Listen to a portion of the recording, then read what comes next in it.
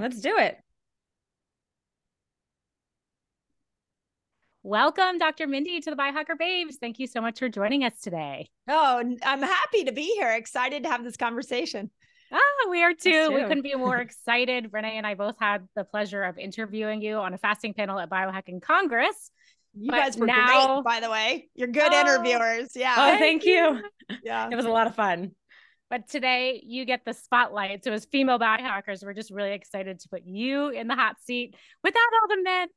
Yeah, No, right? nothing against the men, but this is a special day. Yeah. Well, and you know what, to that point, I do believe, like, I love that you even say you're a female biohacker, because a lot of what my message to women is that we have to do everything different, from cold plunges to fasting. So the fact that we say I'm a female biohacker is a really important point that can't be missed. So I love that you said it that way. Yes. So we do have some men in the audience, which I think is awesome to kind of complete the circle. It's like men, we can support our women, and women, here are the tools. Yes. So we're talking about fasting today, which ancestrally is a total normal practice. But, you know, you bring it up to a lot of clients and they go, oh no, I couldn't possibly do that. It's like meditation. I'm not good at that. But you believe that everyone can and should fast. And also that it's not a diet, it's a healing opportunity. And we're just like so obsessed with that. So Jerry kind of talked about women. Why is fasting so powerful, especially for women? Yeah, and it's a loaded question, but I think let's start with, why is fasting so important for everybody? And the big piece of that is that we have to remember that primally how we were designed. And what's interesting on this is, if you look at every biohack we're bringing back now, it has some kind of roots in our primal design, down to cold plunges, weighted blankets. There's a whole theory on that. But fasting, we were primarily designed to fast. You know, we didn't walk out of the cave and have access to food. We walked out of the cave and we looked around, we didn't have food, and we had to go hunt and forage for food. So we needed an alternative fuel source to be able to give us sustenance, so that we could be able to go hunt food, gather food, and bring it back. And then when we brought it back, we feasted. So this is our genetic design. And now in this modern world, we don't have to go hunt for food. We go 10 steps to the refrigerator or the pantry. We open up the refrigerator. We have access to food. We can stay on our couch, and with our phone, we can have our favorite meal delivered to our front door, and we didn't have to do anything. And it's, even if you have an organic grass-fed meal delivered to your front door, you're still out of primal congruency with your body. So why fasting works is it puts you back into that primal state where your body thrives. Now, for women, one of the big imbalances that we're seeing hormonally right now is that when we become insulin resistant, our sex hormones fall apart. So any form of insulin resistance is going to affect estrogen, progesterone, and testosterone negatively. So fasting, and especially fasting like a girl, the way that I've been teaching it, is helping women become insulin sensitive again, so that these three sex hormones can come back into balance. So it's almost like the primal conversation works really well for both men and women. And now we need to move to the insulin conversation and talk about why every woman on the planet needs to get insulin sensitive, so that these hormones can work. I love that you bring up the ancestral component, because I love looking at that. Like, if humans did it for 100,000 years, why aren't we doing it today? So I love that you bring that up. So looking at our ancestors, so if the men were typically maybe the ones that were out hunting for us and the women were at home more, is that why men can maybe fast for just 3 days, no problem, and women, we have to be a little more conscious? Do you think there's a connection there? It's an interesting, I've thought about that before, because the men traditionally, and even in some cultures today, they do this where the men go out and the women stay closer and do a little bit, the gathering of the plants and for the eat, and the men went and hunted the animals. So intuitively, did they know that? I mean, it's very, very possible. I mean, if we look at these three hormones, estrogen and testosterone in a woman could easily go hunt with the man and would do well without food, but progesterone needs glucose to be a little bit higher. So progesterone doesn't do as well. So maybe intuitively they understood that it was in their hormonal best interest to stay behind. I mean, it gets, and then it gets a little sexist, right? Then it gets a little bit like, you know, as a feminist woman, I'm like, it's very traditional, but there is something hormonal there that is a little bit accurate. So yeah. I don't know. I kind of think it's special. It's like confirming the differences in hormones throughout the month. So maybe like mid-cycle, you're like, yeah, I'm going to go hunt with the boys. And then you're like, you know what? Not a good time for me. I want to go, lay low. Yeah. It's and actually that's a really interesting point. And Renee, I think it was the panel that I was on with you where it was Thomas Daylauer and Dr. Pompa, Harry, and Ben Benazati. And we were talking about cycling fasting. And it was in that conversation that I realized that how lucky we were that we had a menstrual cycle and hormones to think about to time our fast to. And that men didn't have that. And so they had to create something different. So I was listening to all these men talk about how they cycled fasting. And I all of a sudden had immense gratitude for myself that, wow, pretty cool. I have a hormonal menstrual cycle. I can just time it to that. That's really neat. They have to figure it out a different way. So to your point, Lauren, I'm thinking, yeah, how cool. We, at certain times of the month, maybe they did go out and hunt. And then they came at certain times of the month, they didn't. I mean, that would be something to research on. Yeah. Yeah. I mean, it really is our superpower. We have a calendar in front of us to follow. That's right. It's pretty awesome. But how many women don't understand their calendar? I mean, I've been in so many conversations where women don't understand their hormones. That has to stop. We have to help women understand when these hormones are coming in and out, and how to live a life accordingly. Yeah. Renee and I always like to say, you should enter a room and be like, hi, my name is Lauren. I am day 23 of my cycle. Yes. Day 26. I have a total dream of that, of like, even you would go to work and like the first time, like I got the Clue app about 5 years ago, it had an option of who do you want to share it with? And I was like, well, I should probably share it with my staff. I should share it with my husband. People should know my hormones because then they'll understand my behaviors. Mm-hmm. Yep. My husband can already tell what day I'm on based off of my mood. I bet. He's very in tune. Yeah. And I just started using the new Natural Cycles app, which combines with your Oura Ring data. Okay. I'm only 1 week in. I've been using the Glow app for probably 10 years, but the new Natural Cycles app, I think, is just one more app for women. And now that it's syncing with your HRV and your heart rate and your body temperature, it's super cool. Crazy. Yeah. Yeah. Check it out. Yeah. So speaking of cycling women, maybe we can start off with that. I know I've heard you say when hormones go low, we do want to fast. Yeah. So here's the first thing for every woman to do. If you have not Googled the menstrual cycle and know when the hormones go high and when hormones go low, that's your entry point in. You got to understand that you aren't like this all day long. You know, it's not like all month long. You have moments where estrogen's high and then she dips. And then you have moments where testosterone comes up and then testosterone dips and progesterone comes up, which is why in a 30-day cycle, we're like, I'm happy, I'm sad, I'm energized, I don't feel like going out. That's how you are normally meant to be. So the first thing I want to free all women is to understand your hormone cycle. Now, when hormones come in high, so like estrogen peaks and testosterone peaks during ovulation. So that's day 10 to day 15 of our cycle. Somewhere in that 5-day window, you're going to release an egg. And when those hormones are high, you don't want to be in a 3-day water fast. You don't even really want to be in anything bigger than a 24-hour fast. And you definitely don't want to be in autophagy. You don't want to stimulate autophagy. And I can explain why in a moment. And you don't want to be in keto. So because you get a little bit of progesterone, and anytime progesterone shows up, she wants glucose higher. She does not thrive with ketosis. So one of the new modifications I've made and is in the book is ovulation, day 10 to day 15, hormones are high, keto diet goes low, fast go low.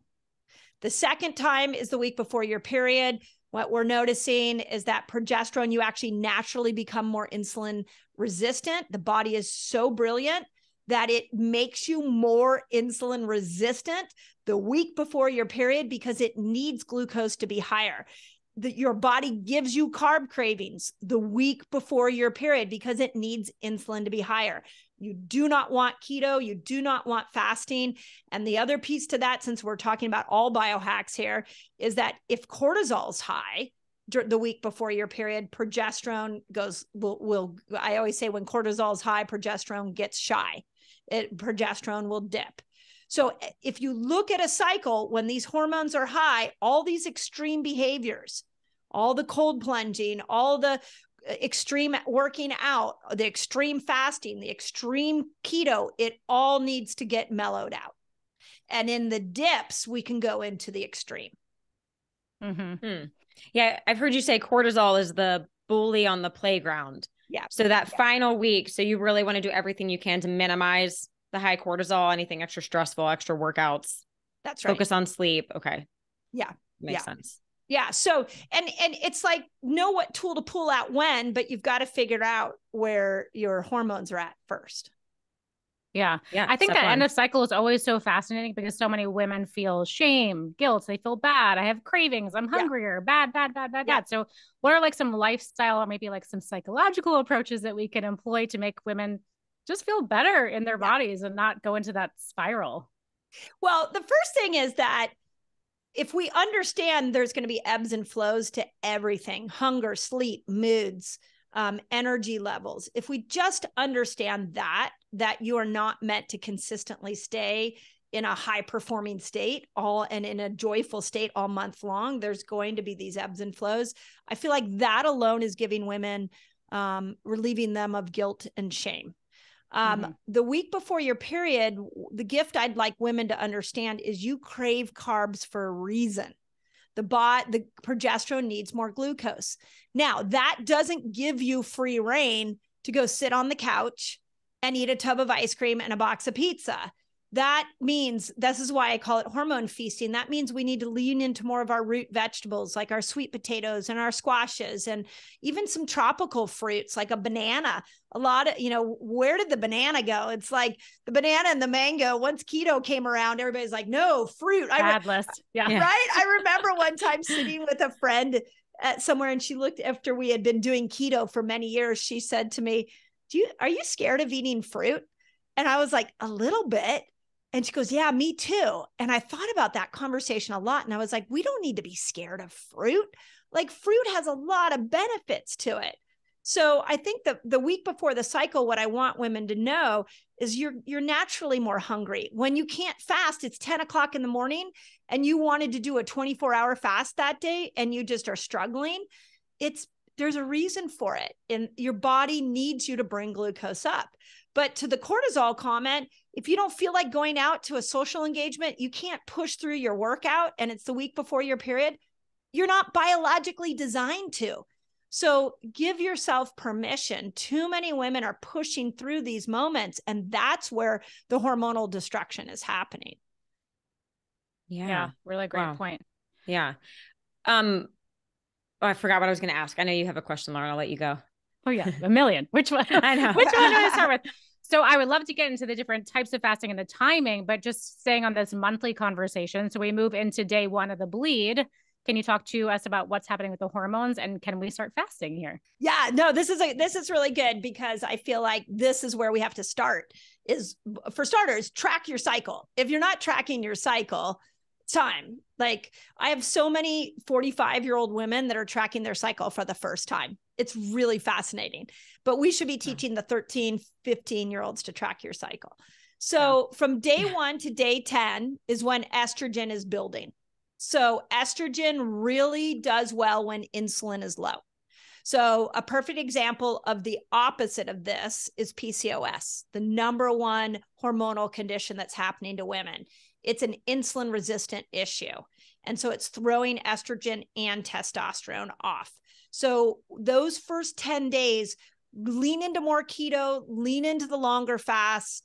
You're going to shine. You can lean into your cardio, push your workouts. You can do all the extreme cold plunging's great to do at that time. Push into all of that because estrogen will shine, as will testosterone, and there's no progesterone showing up.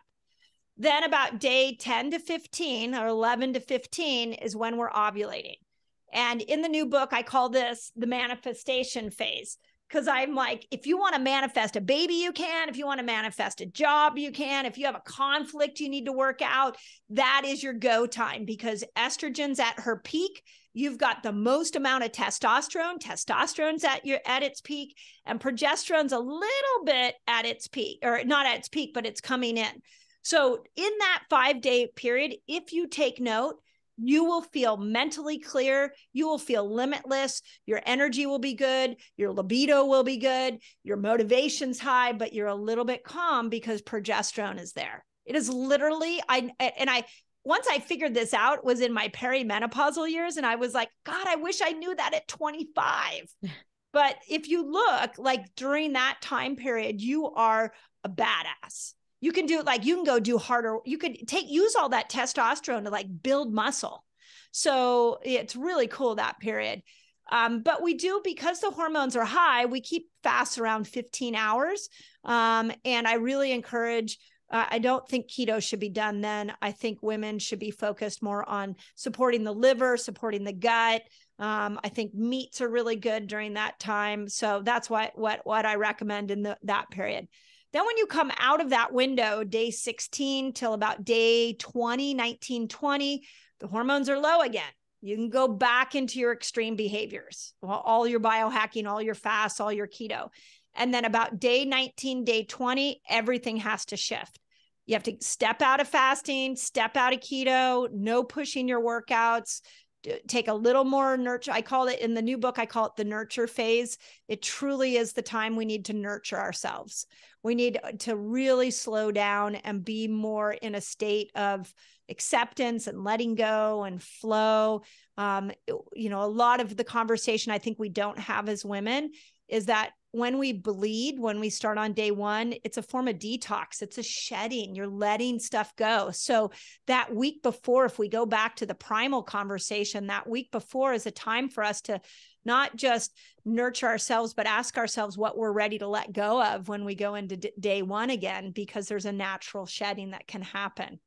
So it's complex, but when you break it down, I mean, so many women say, this makes sense. That's how I feel. Yeah, you explain it so well. Yeah, thank you. So largely like 2 phases throughout the month where you can really lean into fasting. And that's not just right. Your basic intermittent or circadian fasting, like 2 where you can really lean in. Yeah. I call them in the book, I call them the power phases, because you can power up on them. And the power phases are day 1 to day 10 of your cycle and day 16 to day 19. Go for it. Do your 3-day water fast then. It'll be effortless. Like so many women tell me, I could never do a 3-day water fast. I tried it one time. It was horrible. And I'll say, when did you do it? And they're like, I don't know, maybe the week before my period. I'm like, yeah, I couldn't. I'm sure it was miserable. Yeah. I'm sure it was miserable. Yeah. Yeah. You mentioned PCOS. Would someone with PCOS follow the same trajectory of fasting and everything? Yeah. Okay. Yeah. I actually have a dream for the book when the book comes out that two major problems for the younger woman, PCOS and infertility. I have something in the book called the fasting cycle, where I show when it's appropriate to do different lengths fasts according to your cycle. And I have put several of my patients through the fasting cycle, and they're getting pregnant. Many of the women that have been infertile forever, all of a sudden start getting pregnant, and the symptoms of PCOS disappear. So I can't wait for the book to get into the public's hands, because I feel like now we're going to see in a really big sample size how this works. But it's been incredible as you walk women through what I just explained, symptoms of PCOS and fertility. Well, obviously the byproduct of not being infertile is being pregnant, getting pregnant. That tends to, or the opposite of that tends to happen. Yeah. Amazing. So Rather than going, way downstream, supplements, medication, all these things we're reaching for. It's like, oh, we just have the tool right here. And to that point, I want to point out that we go for the obscure first. Like, why do we go for the obscure first when we should get foundationally eating and fasting for our cycle? Let's start there. Then exercise is a whole nother conversation. How do we exercise for our cycle? Where do we know when we need to say no to social engagements? We can look at that with our cycle. It's bringing women back into rhythm with our natural hormones that's going to stop these hormonal imbalances like PCOS and infertility. It's not going to come in a magic pill. Mm-hmm. Yeah. Well said. I will say, when I was trying to get pregnant many years ago, it was right when the bulletproof diet was huge. 16/8 fasting was coming out, the butter coffee, and I'm doing that. And my girlfriend, who was a nutritionist at the time, she's like, what are you doing to your hormones? I was like, oh, but Dave Asprey says that this is what we should all be doing, Yeah. So that was like my first eye opening to like, oh, women, we're different. We have to be respectful of what's going on throughout the month. And then I, tapered off and learned over the years, but on that point, and no, I always say, like, this is not about bashing men. But if you stop and you look at the influencers in the world, they're all men, older men. And, I mean, I don't know what I can say on your podcast, but I would never weigh in on anything to do with an erection, because I don't know what it's like to have an erection. I could tell you maybe hormonally what's going on, but I don't know what it feels like to have an erection. So to me, the reverse is happening, where you have a lot of men, especially in the biohacking world, giving advice that's not appropriate for women. And then sometimes they step in and they try to give hormonal advice. And I'm like, you don't know what it's like to bleed. You don't know what it's like to be in menopause. You can look at the theories on it, but let me tell you, after living in a menopausal body for the last 10, 15 years, it's a lot of like experimenting with these different things to find your natural rhythm with your hormones. So this is why I love what you all are doing. This is why I love conversations like this. It is not man bashing. It's just, we can take the information and use ourselves as N of one and experience it. And then we can report it back to other women and say, well, hey, this is what worked. This is what didn't work. Yeah. Right. And thank you, man, but stay in your lane. Right? You don't know what cramps feel like. You just don't know. Cramps feel like. Just like I don't know what it feels like to get hit in the balls. Like I watched my son go through that. It looks pretty damn painful, but I have no idea what that feels like. Yeah. So different stages of the female lifespan: menopause, cycling women, perimenopause, weird time in between. How do we approach fasting? I guess just for those three major categories. So cycling women, it's actually fairly straightforward. This is why I wrote the book, and it's pretty much everything I just said. The power phases, you can fast away, manifestation where you're ovulating, bring your fast down a little bit. And let me explain why I say in ovulation, 15 hours is the most that I'm recommending. And let me tell you why. What we're seeing in a lot of women is that when hormones go high, toxins come out. So all of a sudden there's like a toxic dump that happens when we have these huge hormonal increases. I'll explain more of that when I get to the perimenopausal woman, because she experiences that a lot.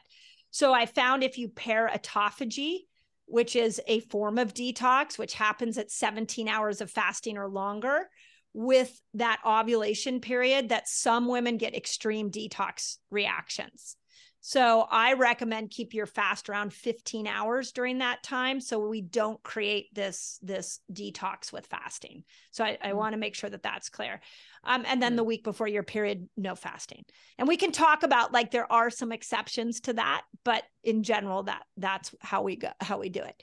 So is there ever a time that you would want to keep it at like 12 to 14? Like, what's like the minimum for a cycling woman? Well, if you're brand new, if you're brand new to fasting, definitely you would start it at 12 and sort of work yourself up. The exception, like, so let's use you guys as examples. Do you fast? Mm-hmm. Yeah. Yes. What's the longest fast? What are you the most comfortable with? 18 to 20. Perfect. I'm like 16. I'm like, I mean, I can do 12 to 14, like no brainer, right? Don't even think about it. But 16, I can think about it and do okay. But I admit I struggle with it more than 16. I did Prolon and it was hard. It was hard. Well, that's I'm working on it. Yeah, Prolon's a whole other thing. That's a whole other thing. I think Prolon's a lot harder than a water fast. So, okay. Yeah. But, okay. So I'll use you both as an example. So with Lauren, what I heard is 18 hours, easy peasy. So when she gets into that week before her period, she would be one of those exceptions where I would say, if you want to come down to like 13 hours of fasting, that feels natural for you. You're not raising cortisol. So that will be okay. Just make sure when you eat that you're not trying to stay in ketosis. You need to bring your glucose up. But if 12, 13 hours feels comfortable, it's always felt comfortable, you probably will be okay doing that the week before your period. Renee, for you, whatever that comfort level is, if 12 is effortless, you probably also could do that the week before your period. But it's the woman who is either trying to do a longer fast or is new to fasting that really needs, no longer fast that week. And the woman who's new to fasting needs to step out of fasting during that week. Otherwise, she's raising cortisol. Mm-hmm. Is that helpful? Yeah. That makes a lot of sense. So, so maybe we can jump into more perimenopause. Oh yeah. Okay. We've been getting a lot of questions about this. Yeah. Perimenopause is the hardest one to explain. So, let me do my best here. So starting at 40, here's what the perimenopausal women need to know. Starting at 40, your ovaries go into retirement. And it's about a 10 to 15 year retirement. So what's going to happen is over the next decade, your estrogen in the beginning is going to go up and then down and then up and then down. So whereas before she was much more rhythmic within a month, she may be rhythmic up and down within a day. And we'll talk about that in a moment. Progesterone is just going to decline. And testosterone actually doesn't have to decline, but it does because of certain reasons. And we can talk about that. So because of that, what a perimenopausal woman really needs to know is to get to know the personalities of these hormones. Because estrogen, and the other thing that a perimenopausal woman has is she has sometimes a 30-day cycle. Sometimes she has a 60-day cycle. Some days she has a 2-week cycle. Some days she's so happy. The other days she's going to murder somebody. And some days she's crying. And some days she thinks that she's unstoppable. Like, it is the most wild ride of your life. And let me tell you, I'm 53. I've just been through 13 years of it. I feel very clear that it has more ups and downs than any other time of your life. So if you have a regular cycle, you can do it exactly the way I just explained it. There's really nothing else for me to say. I have that in the book. It's called The Fasting Cycle. I show you exactly how to do it. So I don't need to repeat that. If you have a 60-day cycle or a 90-day cycle, which is really common, then you're really going to need to get to know the personalities. And the major personality that you want to get to know is progesterone. And this is the way it looks for a woman who's good at fasting during those perimenopausal years, is that you're going along, you're like, I'm going to do a 17-hour fast today. I don't know where I am in my cycle, but I just want to fast. And you're doing that for 3 days. And then all of a sudden one morning you wake up and you're like, I'm famished. Oh my God, I'm so hungry. That's progesterone knocking at you saying, I need some juice. Give me some glucose so that I can show up for you. So we look at hunger levels. We look at spotting. So at 47, a lot of what I did is I would start spotting, and my period wouldn't come for a week later. But I might have been on day 59 because my cycles were elongating. So I used spotting. When spotting showed up, I did more carbs. I stepped out of fasting. So we have to hair falling out, thin hair, not sleeping. These are all signs your body needs more progesterone. And if you don't have a cycle to time it to, then you're going to need to read those signals and make sure that you do less fasting and more and less keto when those signals show up. So I don't know if that's helpful, but that's the most difficult time for women, is that time. Yeah, that makes a lot of sense. Yeah. Yeah. Any advice on timing of carbs over a 24-hour cycle, like more in the evening versus morning? Yeah, that's a great question, right? Yeah, I mean, it all depends on what you're trying to do. If you're trying to lose weight, I'd have them earlier in the day. There's a lot of belief that even protein, that our bodies are more insulin sensitive in the morning. I like to follow the rhythm of melatonin. So when it goes dark, melatonin's high.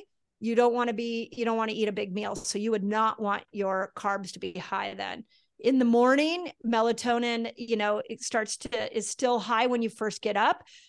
So you don't want to be eating within the first couple of hours of waking. So somewhere between 2 hours after you wake up to 2 hours before you go to bed, make sure your carbs are in those moments.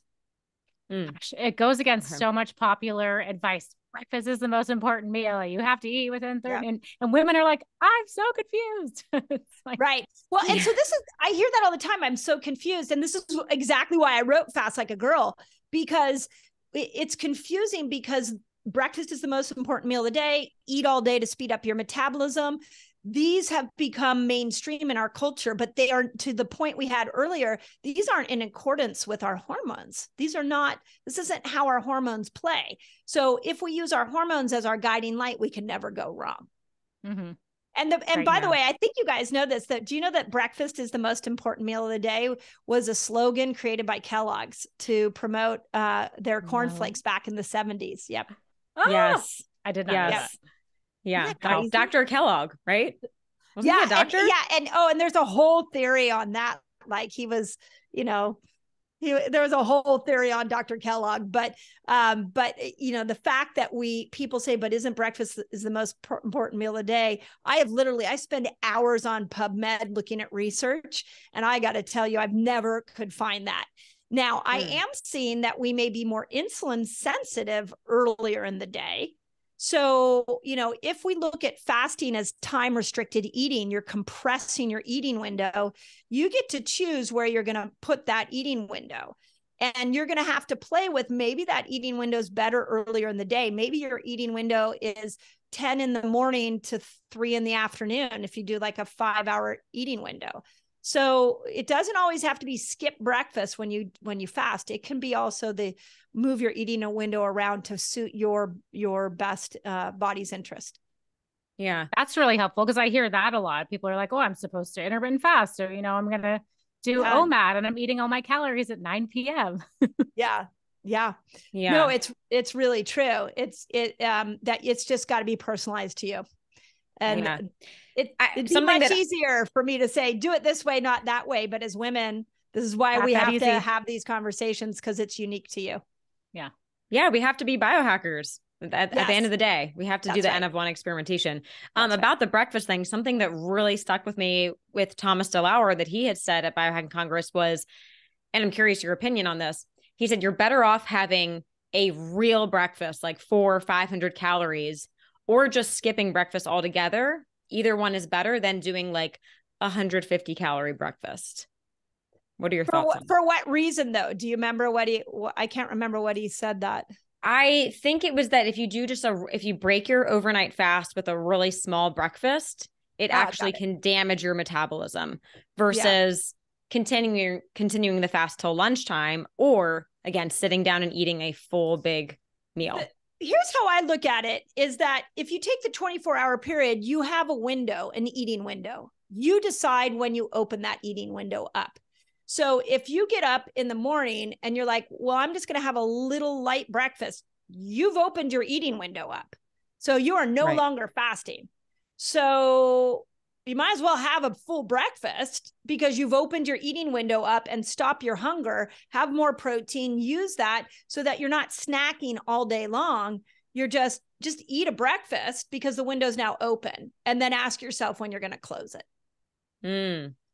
That was a great answer. I would assume there's like a glucose component because you start releasing insulin and then you're like, oh, an hour later, I'm hungry. Yeah. So the way I like to look at it is that we have two energy systems, one that comes from the foods we eat and the other comes from the fat we burn when we are fasting.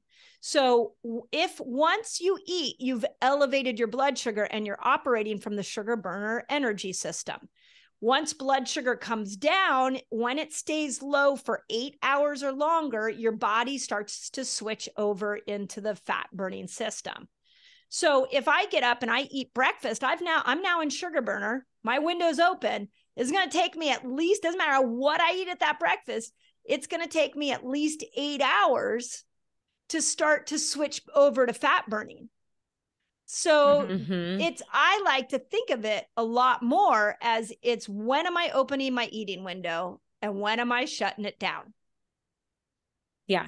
Well said. That clarifies everything. Yeah. And we have control over that. So can we get into like, at what point do we start? You said fat burning 8 hours, but autophagy, like microbiome reset. Yeah. Yeah. So, it's funny that my editor on the book, she and I went back and forth about like, when do you go into the fasted state? What is the fasted state? So I throw 8 hours out there just to say that many people, especially expert fasters, are already switching over into fat burning at 8 hours. And I've seen this with a lot of the people I coach that they're just always, because they're so fat adapted now, their body's always wanting to switch over when the blood sugar goes down.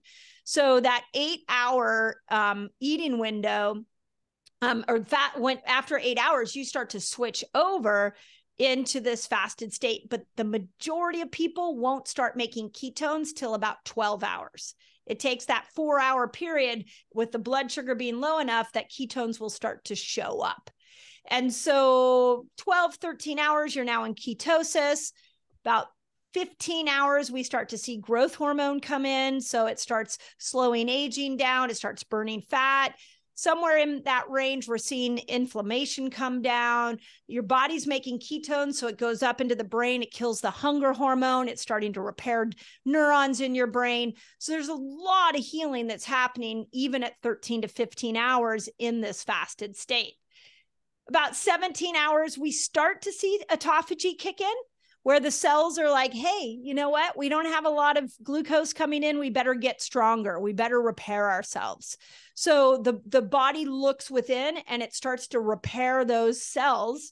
And sometimes that intelligence says, hey, this is a really dysfunctional cell. I'm going to go ahead and get rid of it. And we call that apoptosis, where the body just gets rid of it, creates cellular death. That's a beautiful thing, because if that was a cancer cell, if that was an aging old senescent cell, the body's going to get rid of it around 17, 18 hours. Then around 24 hours, the gut's like, okay, we haven't had food in a while. So I have an opportunity now to make some stem cells to repair the gut.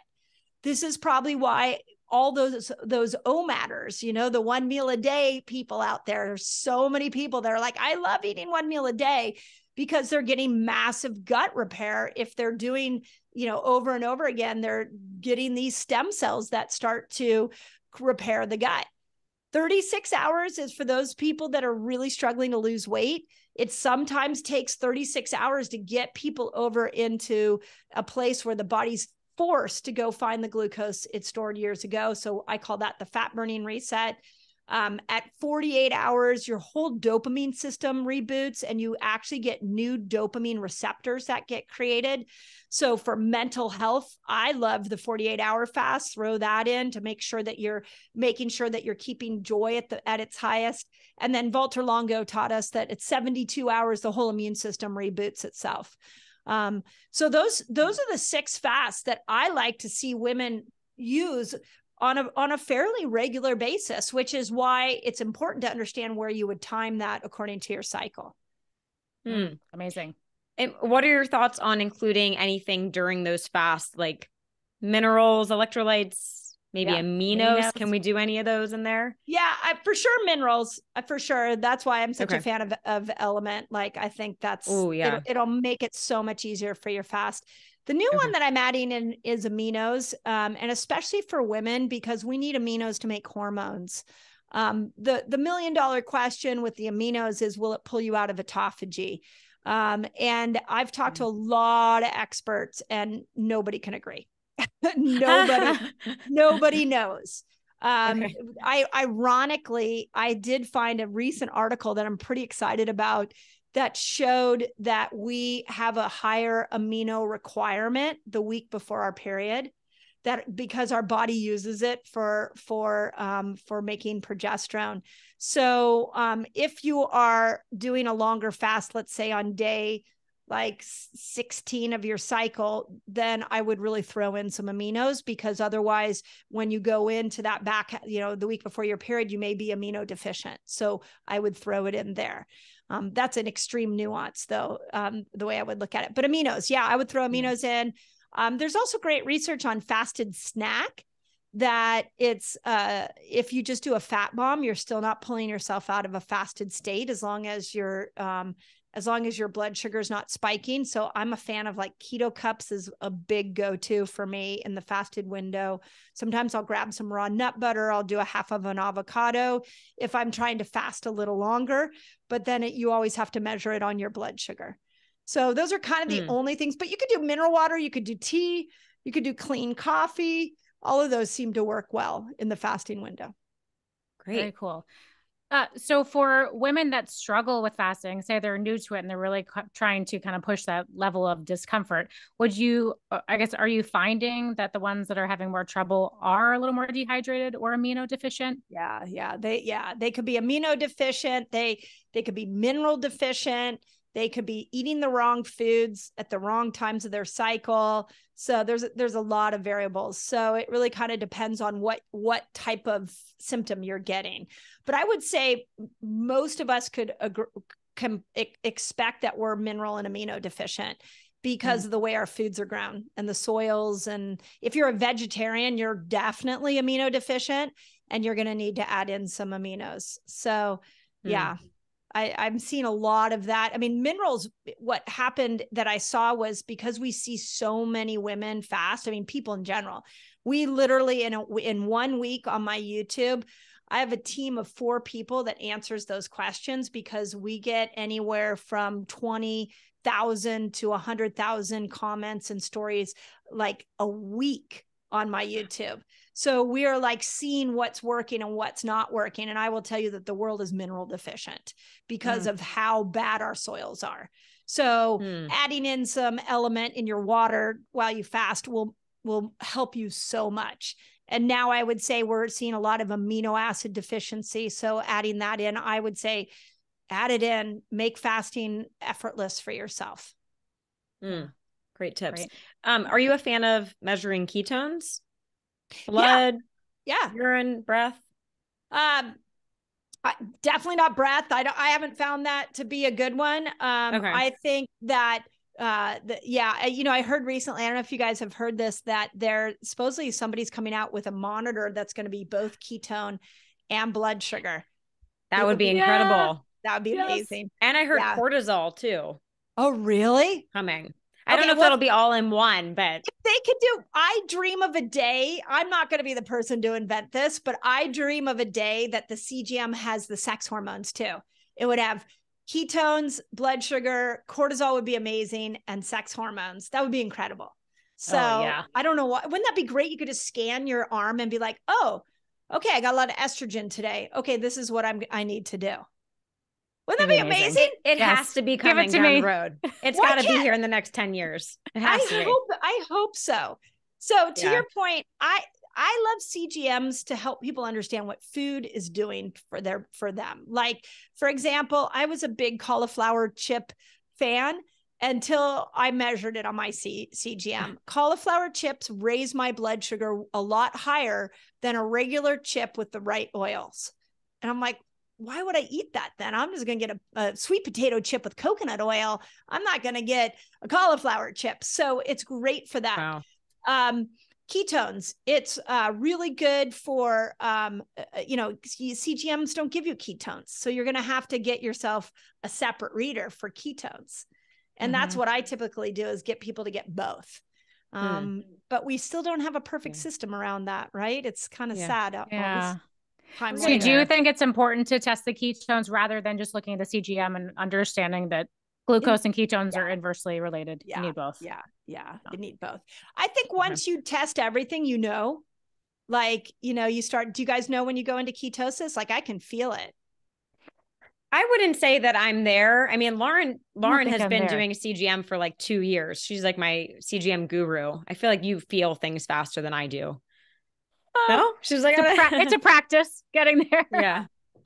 Yeah. I think that, I really feel like for me, it's like, you can feel the switch. It's like right now is a great example. It's almost 11 o'clock and I'm thinking, okay, I'm going to go work out. I don't really want to work out in a fed state. I work out best in a fasted state, but I'm starting to get a little hungry. So my brain, I've learned to say ketones are coming, hang in there. The ketones will come and then they're going to make us, once the ketones show up, remember, hunger goes away.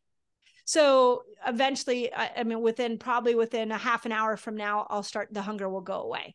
So you can read your symptoms a little bit to be able to see, but for the most part, you're going to need both the keto, like I like Keto Mojo. Keto Mojo. And then like a CGM, you're going to need both of those. Mm-hmm. Yeah. Awesome. So menopause and fasting. Yeah. Is this free reign? Well, you know what? I used to say that women can fast like a man during menopause. But I think that what we want to, I want to say it a little differently. Women who are in full on menopause, which is a year after you haven't had a cycle, full on menopause, you can fast all you want. It will be very easy for you, but you need to make sure that you have at least 1 to 2 days a week that you're minding progesterone. So you want to step out of fasting and you want to step out of keto. So I recommend for menopausal women like a 5-1-1. 5 days a week, fast, intermittent fasting with keto is great. 1 day a week, elongate your fast. Like go 24 hours, that's fine. You can go keto, you can go carnivore that night if you want. And then 1 day a week, no fasting, lots of root vegetables, bring your blood sugar up. And now you've balanced all 3 hormones.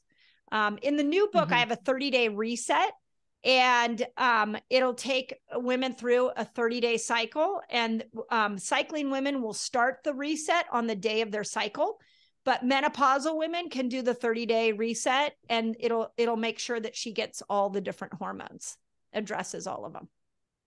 Ooh, can't wait for this book. Yeah, no. Yeah. So I tried to create something, and I'll let you all know, because this is now becoming public too. We've also created an app that will go with the book, so that you can say, I'm on day 10, and then it'll track your moods. It'll track your flow, your energy. And then it'll tell you on that day, based off of your behavior around your cycle, what you need to eat, how long your fast can be. We're even looking at supplementation. We've already got biohacks and exercise time to it as well. So that will be out with the book. That's so amazing. Cool. Yeah. Because you can see helpful. There's like so much nuance, right? Like there's a lot to like unpack. So if people are listening to this and they're like, I'm confused, it's like, hang in there. The book, the app, and then the experience in your own body, you eventually find your rhythm. Yeah. Because I hear that from women all the time. Like clients will message me and be like, well, it's day 9, but I'm craving carbs today. Do I have to wait till day 10? And like, there's just so many like little picky things. Yep. And the app will be just the personal pocket guru. Right. So what the app will do is you could go on day 9 and you could say, I'm hungry, I'm craving carbs. It'll take that into consideration. And then over time, it'll get to know you and tell you which foods and fasts will be best for you based off your cycle. And then the next question is, menopausal women are like, well, what do I do? And I'm like, don't worry, we're going to have a version for you too. But it's just a little bit more straightforward for you. So you can follow the fasting cycle and you'll do great. Yeah. I mean, the 5-1-1 is pretty easy to follow too. Do you have a recommendation for carbs on the feasting day for the 5-1-1? Great question. Yeah. Between 100 to 200 net carbs. Net carbs. So, okay. Now, a lot of women say, well, I won't lose weight with that. So I always say, well, then you stay closer to the 100, but you need at least 100 net carbs to make progesterone. Okay. So, and make Excellent. sure your carbs are good. Make sure they come from fruit. Make sure they're sweet potatoes, squashes. Yeah. Right. Not the pizza, pasta, carbs. Yeah, exactly. So yeah, that's super breaking helpful. a fast. I see this go wrong a lot with CGMs. People are fasting and then they're like, I'm so hungry, I'm just going to eat whatever. Yeah. What do you advise for breaking a fast? What kinds of foods, timing? Do you believe we should do a bigger meal, smaller meal right away? Yeah. So breaking a fast I'm so happy you asked me this. I put a whole chapter in the book on breaking a fast because it's as important as the fast. So the most common question I get is, if I break a fast improperly, will I undo the results of the fast? And the answer is no. But I think a really better way to look at this is you can keep the healing going if you break a fast properly. And I believe there are 3 things you should break a fast with. The first is, I think most people should be breaking a fast with protein. If you've been in a longer fast, you've been in a state of autophagy, so you've been going 17 hours, you've been in autophagy, and the opposite of autophagy is mTOR, and the best way to stimulate mTOR is through protein. If you are a perimenopausal woman, you are going to start losing a lot of muscle as you go through the menopause experience. You're going to need to up your protein. Even menopausal women, our amino sensors in our muscles become less sensitive as we age. So protein becomes more and more and more important. So 30 grams of protein is what I like to break a fast with. I think it's the best for building muscle. That would typically be my go-to. If you want to elongate the fast, like you're like, well, I'm kind of hungry, I just want to eat something right now so that I can maybe power through till dinner, break it with fat. Have, a cup of bone broth with some good fat and protein in it. Have some avocado with some sauerkraut on it.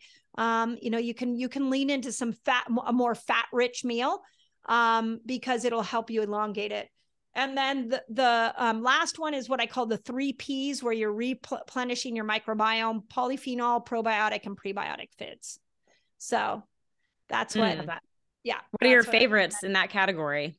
I mean, sauerkraut, you mentioned. I guess that's probably a good one. You know what? There's my 3 go-tos are half of avocados with sauerkraut and some hemp seeds, because hemp seeds are a prebiotic. I would say I love breaking my fast with that. I also love breaking my fast with grass-fed sausage. I do that a lot. Sometimes I do both of those things. And then I've got a protein drink I've been into, adding in some collagen, adding in protein powder that I've been, and aminos, trying to play with a little more of a protein shake. So those are kind of my 3 go-tos. What's your favorite protein powder? Can you share?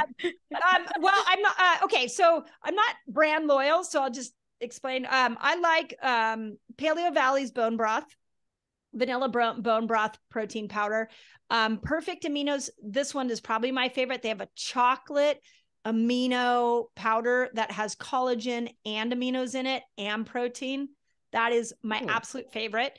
I also like the new Newtopia's Collagen Genius chocolate powder is amazing. So good. It's like a milkshake. It's so like delicious. A milkshake. Yeah. So those are probably the 3 that I like the best. Okay. Awesome. Thanks for sharing that. Yeah.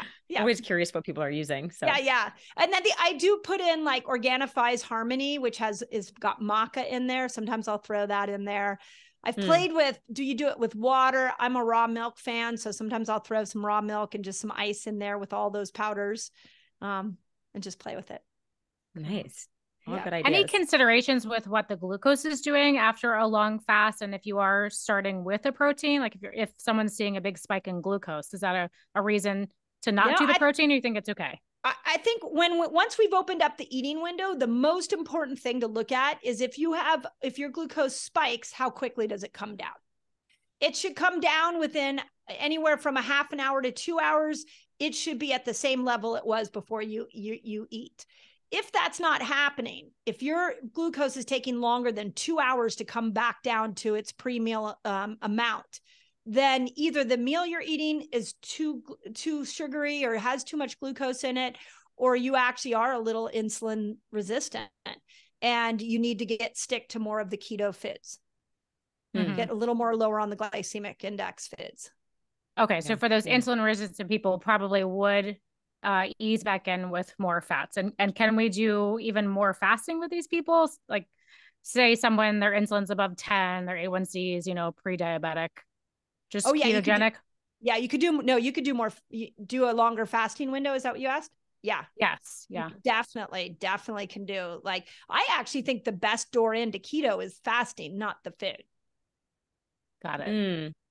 Like, that makes sense. Yeah. We're better to be in ketosis when we're fasting. And then when we eat, don't worry about if you're in ketosis or not. Makes sense. I think in general, that's what we should be doing.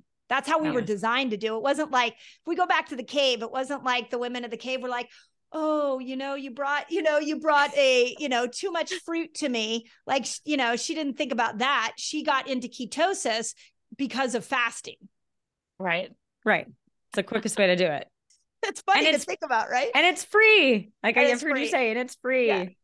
It is funny to think about that, like our ancestors testing their glucose. Oh no, it's high. I gotta go for a walk or run in place or it's not to diss the keto foods, but like when we were at KetoCon, there were so many keto foods, and I was like, I don't know, and this is just me. Like, I'm pretty sure our ancestors didn't eat moon cheese, or have keto cups.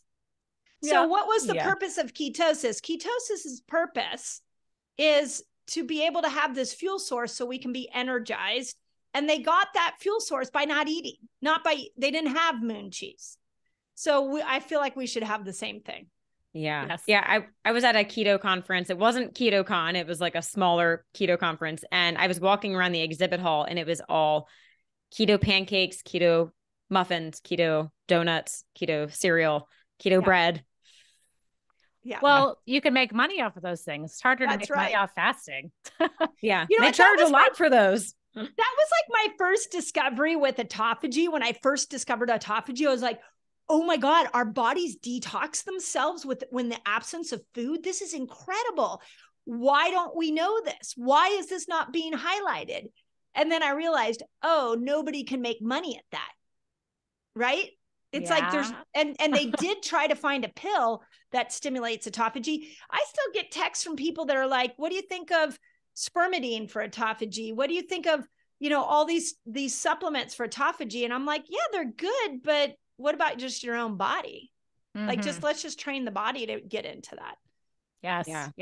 Yes. I love that. Yeah. I mean, I love all the fancy supplements, and I know, Dr. Mindy, you're on the mission to help people get healthy without spending a fortune. And we need more people like you to spread that message. And you're right. Fasting is something everyone can do. Yeah. And I'm not, there's a time and a place for those. And if you love moon cheese and you have some great hack that works for you, I'm not telling you to not do it. But like to your point, Renee, my vision is changing women's health. How do we get women healthy? The billions of women on this planet, how do we get them healthy? And the ones in developed countries like America are unhealthy because they're eating all the effing day long. So let's just start there. They're not unhealthy because they can't afford moon cheese. I feel like I'm really going. No, moon cheese is hilarious. Moon cheese. It's ridiculous. It's in Whole Foods now too. That's why I'm like, oh God. That doesn't say much. Ever since the Amazon takeover, it's like, well, you don't know what you're going to find in Whole Foods. It's very true. Sadly. Yeah.